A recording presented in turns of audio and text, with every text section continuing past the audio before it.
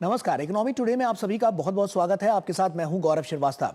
कारोबार जगत की तमाम अहम खबरों से कराएंगे आपको रूबरू, साथ ही बताएंगे कि ट्रंप की टैरिफ नीति से क्या पड़ रहा है पूरी दुनिया पर असर, और थाईलैंड में आयोजित हो रहे बिम्स्टेक को लेकर कैसे बढ़ेगी व्यापारिक गतिविधियां। साथ ही इसके अलावा होगा और बहुत कुछ, लेकिन सबसे पहले नजर आज की टॉप लाइन्स पर। प्रधानमंत्री नरेंद्र मोदी आज से 2 दिन की थाईलैंड और श्रीलंका यात्रा पर बिम्स्टेक शिखर सम्मेलन में लेंगे भाग। बिम्स्टेक देशों के साथ समुद्री परिवहन समझौते पर होंगे हस्ताक्षर। थाई प्रधानमंत्री के साथ भी होगी द्विपक्षीय वार्ता। केंद्रीय वाणिज्य और उद्योग मंत्री पीयूष गोयल दिल्ली के भारत मंडपम में करेंगे स्टार्टअप महाकुंभ की शुरुआत। 64 देशों के प्रतिनिधि और मीडिया कर्मी होंगे शामिल। अमेरिकी राष्ट्रपति ट्रंप ने किया रेसिप्रोकल टैरिफ का ऐलान। भारत पर 26% और चीन पर 34% का लगाया टैरिफ। वैश्विक बाजारों में उथल पुथल। ट्रंप के टैरिफ का भारतीय शेयर बाजार पर भी पड़ा असर। शुरुआती कारोबार में सेंसेक्स करीब 500 अंकों की गिरावट के साथ 76,127 पर, वहीं निफ्टी 133 अंक की गिरकर 23,199 पर कर रहा है कारोबार।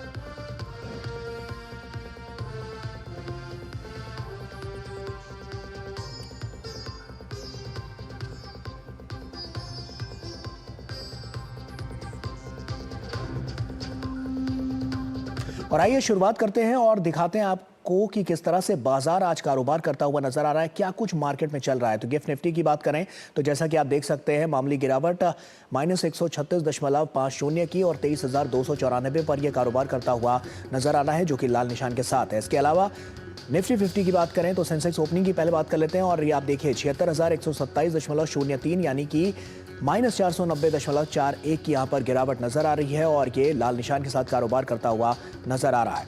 इसके अलावा निफ्टी 50 ओपनिंग की बात करें तो ये भी लाल निशान के साथ कारोबार करता हुआ नजर आ रहा है। 133.10 23,199.25 पर यह कारोबार करता हुआ नजर आ रहा है। तो आप देख सकते हैं लाल निशान के साथ ये सभी कारोबार करते हुए नजर आ रहे हैं, और उसका सीधा असर साफ तौर पर अब की बार मार्केट में पड़ता हुआ नजर आ रहा है।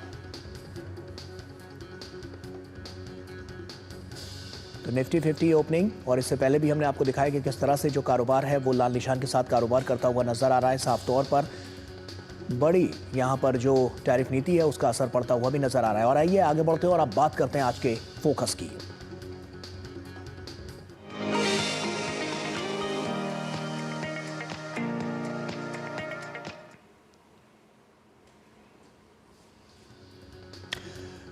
तो ट्रंप की टैरिफ नीति और क्या होगा इससे पूरी दुनिया पर असर, साफ तौर पर क्योंकि अमेरिकी राष्ट्रपति डोनाल्ड ट्रंप ने नए आयात शुल्क की घोषणा की है, जिसमें दुनिया भर के देशों पर लगाए जाने वाले शुल्कों की रूपरेखा बताई गई है। अमेरिकी राष्ट्रपति के द्वारा घोषित किए गए आयात शुल्क के मुताबिक भारत पर 26% टैरिफ लगाया जाएगा। ट्रंप ने भारत पर 26% रेसिप्रोकल टैरिफ लगाया है। वहीं अमेरिका की ओर से चीन पर 34%, यूरोपीय संघ पर 20% और जापान पर 24% टैरिफ लगाया गया है। ट्रंप ने यह घोषणा make America wealthy again event को संबोधित करते हुए की है।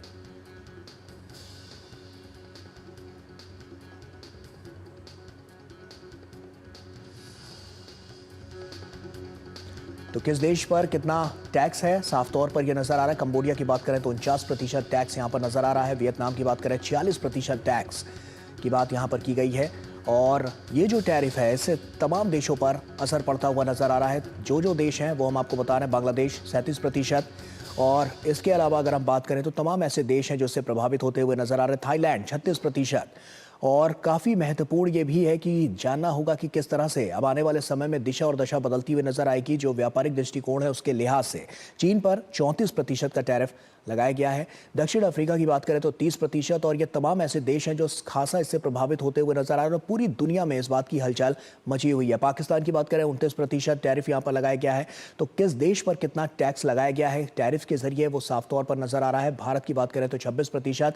तमाम ऐसे देश हैं जो पूरी दुनिया में आपकी बार देख रहे हैं कि किस तरह से जो ये टैरिफ नीति है उससे साफ तौर पर एक टैरिफ वॉर भी नजर आती हुई नजर आ रही है। दक्षिण कोरिया की बात करें 25%, और बहुत कुछ इससे बदलने वाला है क्योंकि व्यापारिक दृष्टिकोण ओर से भी अगर बात करें तो आने वाले समय में क्या कुछ हो सकता है, इस पर सबकी निगाहें टिकी हुई हैं। जापान की बात करें तो भी आपने देखा कि किस तरह से लगातार जो इस पर वैश्विक उपभोक्ताओं के लिए आयातित जो वस्तुएं हैं वो किस तरह से महंगी होती हुई नजर आएंगी। वैश्विक व्यापार पर इससे सीधा जो फर्क है वो पड़ता हुआ नजर आएगा और तमाम ऐसी चीजें हैं जो प्रभावित होती हुई नजर आएंगी। खासकर भारत, चीन जैसे देशों के निर्यात पर भी अब साफ तौर पर असर पड़ता हुआ नजर आएगा। तो वैश्विक स्तर पर क्या कुछ इसका असर पड़ेगा, ये हम आपको बता रहे हैं। अमेरिका और सहयोगी देशों में मंदी की आशंका जो है वो भी बढ़ती हुई नजर आ रही है।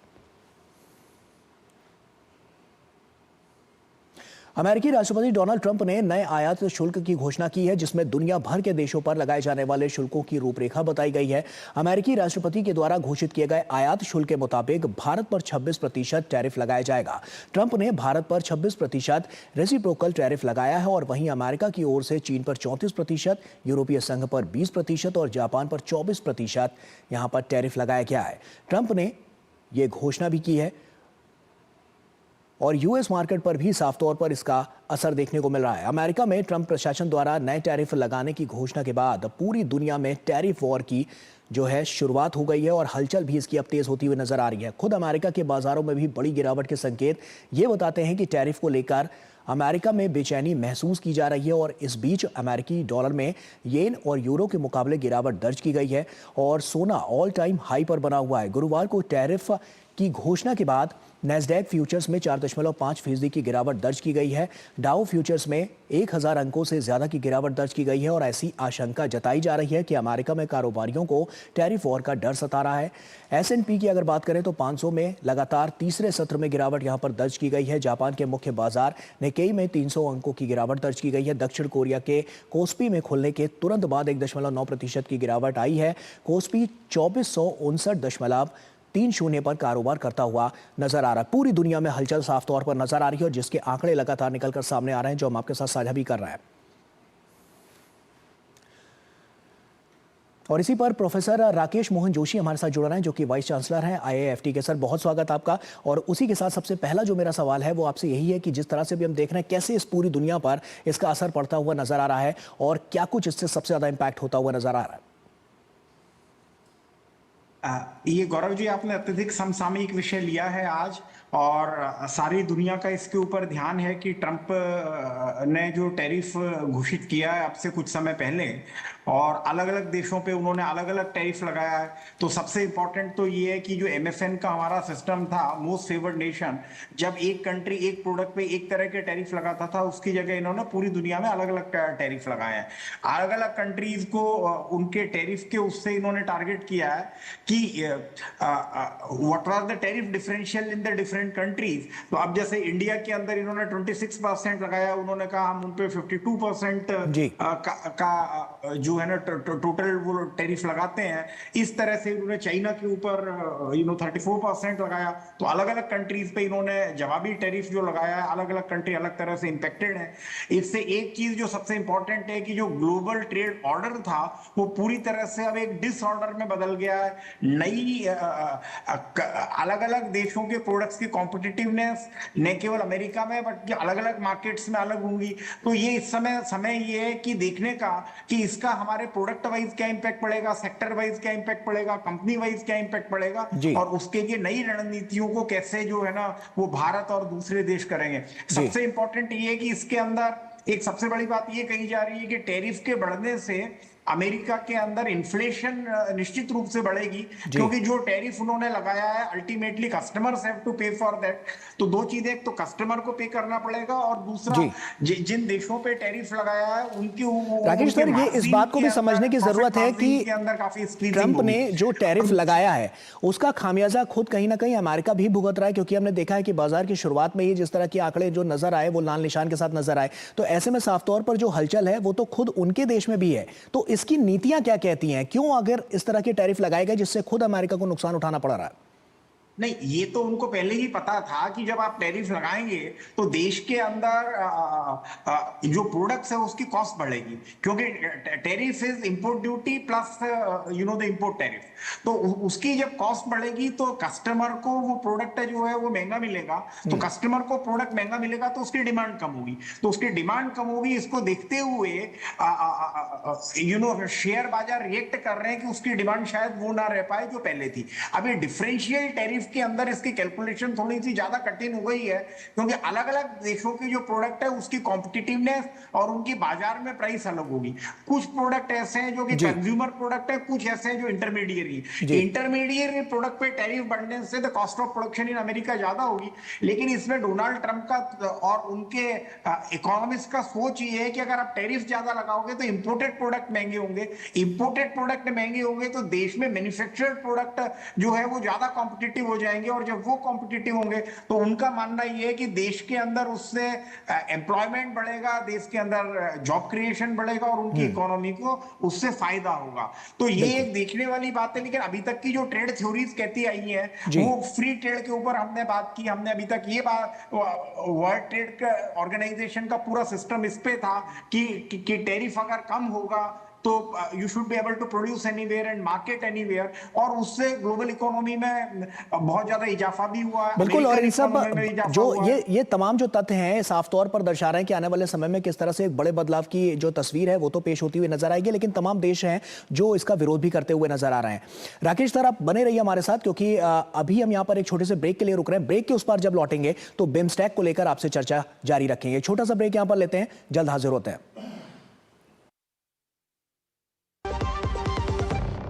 एक ऐसा तबका जो रिटायरमेंट के बारे में आज भी बिल्कुल नहीं सोचता वो है औरतें। औरतें कमा के भी वल्नरेबल हैं। सो एनपीएस एक इक्वालिटी ला रहा है, हम सब एक बराबर प्लेटफॉर्म पे हैं। अपने बेहतर कल को सुनिश्चित करने के लिए एनपीएस जरूरी है। जब धरती चीर कर निकलता है लोहे का पत्थर और मिलता है मोंगिया के जोश से, फिर तपता है, पिघलता है और बनता है फौलाद। अब होता है सरिया सारी खूबियों के साथ। मोंगिया स्टील, मजबूत देश का मजबूत सरिया।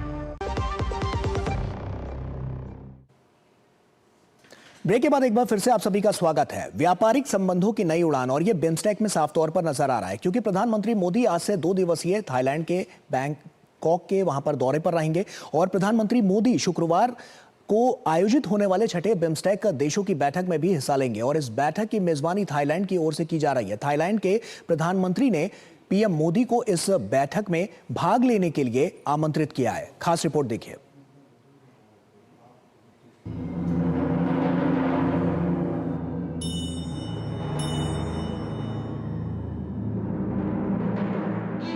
नेबर फर्स्ट और एक्ट ईस्ट पॉलिसी की प्रतिबद्धता दर्शाते हुए प्रधानमंत्री नरेंद्र मोदी थाईलैंड में बिम्स्टेक शिखर सम्मेलन में हिस्सा लेंगे। इस दौरान पीएम मोदी बिम्स्टेक देशों के साथ समुद्री परिवहन समझौते पर हस्ताक्षर करेंगे, जो इस दिशा में एक बड़ा कदम होगा। शिखर सम्मेलन के दौरान बैंकॉक विजन 2030 को भी अपनाया जाएगा।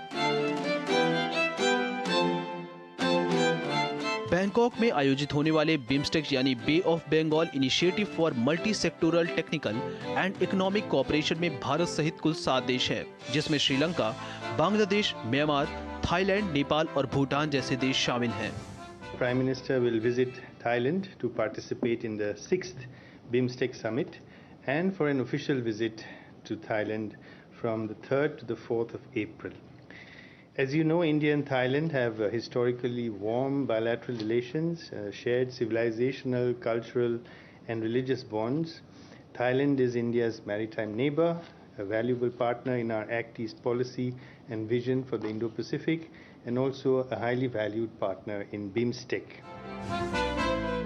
छठे बिम्स्टेक शिखर सम्मेलन में विभिन्न देशों के नेता सहयोग को और गति प्रदान करने के तरीकों और साधनों पर विचार विमर्श कर सकते हैं। भारत क्षेत्रीय सहयोग और साझेदारी को मजबूत करने के लिए बिम्स्टेक में कई पहल कर रहा है। इनमें सुरक्षा बढ़ाना, व्यापार और निवेश को सुविधाजनक बनाना, भौतिक, समुद्री और डिजिटल संपर्क स्थापित करना, खाद्य, ऊर्जा, जलवायु और मानव सुरक्षा में सहयोग करना, क्षमता निर्माण और कौशल विकास को बढ़ावा देना और लोगों के बीच संबंधों को बढ़ाना शामिल है। प्रधानमंत्री मोदी बिम्स्टेक सम्मेलन से इतर थाईलैंड के प्रधानमंत्री के साथ भी बैठक करेंगे। इस बैठक में दोनों देशों के नेता द्विपक्षीय सहयोग की समीक्षा करने और देशों के बीच भविष्य की साझेदारी का मार्ग प्रशस्त करने को लेकर बात करेंगे। The Prime Minister will hold bilateral meetings with the Prime Minister of Thailand, Ms. Paetongtarn Shinawatra. They will review the progress in the entire gamut of bilateral relations and ways to add greater momentum to the India-Thailand bilateral partnership, and also exchange views on the regional and multilateral issues. They will also witness the signing of several bilateral documents. Bharat और Thailand समुद्र के जरिए सीमा साझा करते हैं और दोनों देशों के बीच सांस्कृतिक, भाषाई और धार्मिक संबंध है। भारत के लिए यह मंच दक्षिण और दक्षिण पूर्व एशिया को जोड़ने का एक महत्वपूर्ण जरिया है। आर्थिक निवेश को बढ़ावा देना, गरीबी उन्मूलन, आपदा प्रबंधन और आतंकवाद से निपटना, ये बहुउद्देशीय केंद्र बिंदु हैं जिसके इर्द गिर्द बिम्स्टेक का ताना बाना बुना गया है। और भारत कैसे दक्षिण पूर्व एशियाई देश और दक्षिण एशियाई देशों के बीच एक सूत्रधार के रूप में बिम्स्टेक के लिए काम करता है, प्रतिनिधित्व करता है। और इस बार के बिम्स्टेक सम्मेलन में जब बैंकॉक विजन 2030 को अपनाया जाएगा तो देखना ये होगा कि आने वाले सालों में बिम्स्टेक मल्टीलैटरल फोरम्स पर अपनी मौजूदगी को कैसे दर्ज करवाता है। कैमरामैन सेंथिल के साथ Anchal Gulati Gumber, Bangkok, Thailand BIMSTEC summit.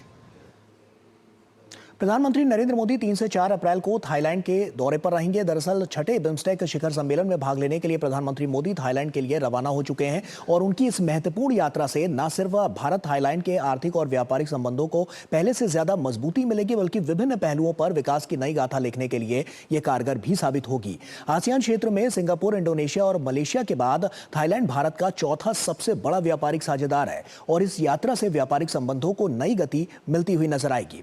आइए कुछ आंकड़ों पर नजर डाल लेते हैं। आपको बताते हैं कि किस तरह से जो ये बिम्स्टेक शिखर सम्मेलन है बहुत महत्वपूर्ण है। छठे बिम्स्टेक शिखर सम्मेलन की अध्यक्षता जो है वो अब की बार थाईलैंड करता हुआ नजर आ रहा है और ये जो है ये अब की बार बहुत महत्वपूर्ण इसलिए भी हो जाएगा क्योंकि यहां से तमाम दिशा और दशा तय होती हुई नजर आएगी। इसमें भारत, श्रीलंका, बांग्लादेश, म्यांमार, थाईलैंड, नेपाल, भूटान जो देश हैं वो इसमें शामिल हैं और इसमें तमाम नीतिगत फैसले भी लिए जाएंगे क्योंकि सुरक्षा, व्यापार और निवेश को सुविधाजनक बनाना इसका लक्ष्य रखा गया है। और इसीलिए जो क्षमता निर्माण है और जो कौशल विकास है उसको भी बढ़ावा देने पर यहां पर साफ तौर पर फोकस किया जाएगा क्योंकि आने वाले समय के लिए अभी से मजबूती से जो कदम उठाए जा रहे हैं उसका जो नीतिगत परिणाम होगा वो आने वाले समय में साफ तौर पर देखने को मिलेगा। व्यापारिक व्यवस्थाओं को मजबूत बनाने समेत तमाम क्षेत्रों पर इसका विकास जो है, जो विस्तार है वो नजर आएगा और थाई निवेशकों के लिए, क्योंकि भारतीय बाजार जो है वो आकर्षण का केंद्र बना हुआ है और ये काफी महत्वपूर्ण इसलिए भी हो जाता है। कुछ आंकड़े आपके सामने रखते हैं क्योंकि 2023 में भारत और थाईलैंड के बीच द्विपक्षीय व्यापार जो था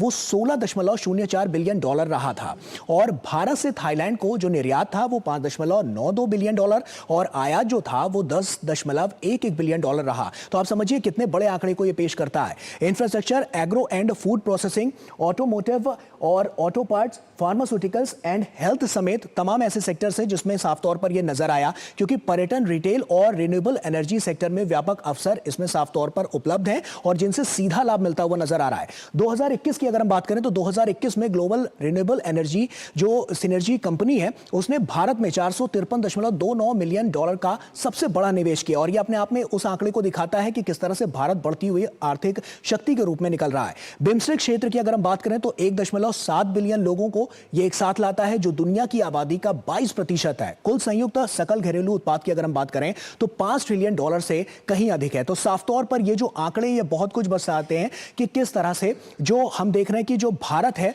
वो आर्थिक महाशक्ति के रूप में तो उभर ही रहा है, लेकिन साथ साथ जो एक बड़ा बाजार और बड़ा मार्केट लोगों को देता हुआ नजर आ रहा है, तमाम देशों को देता हुआ नजर आ रहा है, जिससे वैश्विक परिदृश्य में भी हम देखें तो भारत की छवि है वो लगातार बढ़ती हुई नजर आ रही है। तो आइए इसी पर हम चर्चा भी करते हैं और राकेश मोहन जोशी जी हमारे साथ लगातार जुड़े हुए हैं और इसके अलावा हमारी सहयोगी आंचल भी बैंकॉक से हमारे साथ जुड़ गई हैं। तो आंचल का सबसे पहले रुख करते हैं। सबसे पहले आंचल, आपसे ही सबसे पहला रिएक्शन, क्योंकि किस तरह से वहां पर तैयारियां जो हैं वो चरम पर नजर आ रही हैं और क्या कुछ नया होने वाला है, किस तरह से जो विकास है उसको गति मिलेगी और अगर हम बात करें बिजनेस फोरम पर, इकोनॉमिक फोरम पर तो कितना बड़ा बूस्टअप मिलता हुआ नजर आएगा?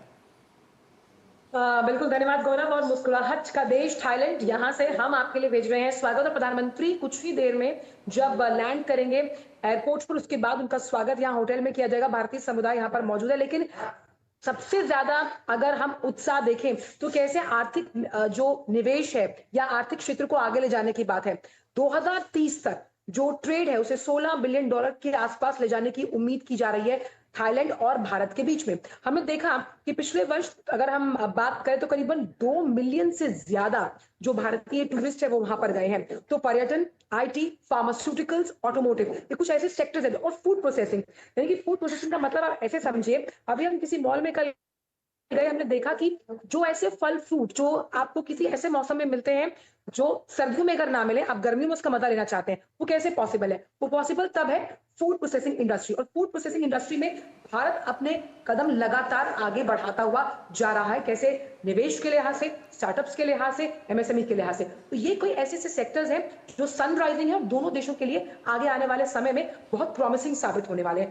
प्रॉमिसिंग की जब हम बात करते हैं तो सांस्कृतिक आदान प्रदान कितना अहम यहाँ पर हो जाता है। खास तौर पर दोनों देशों को जोड़ता है रामायण।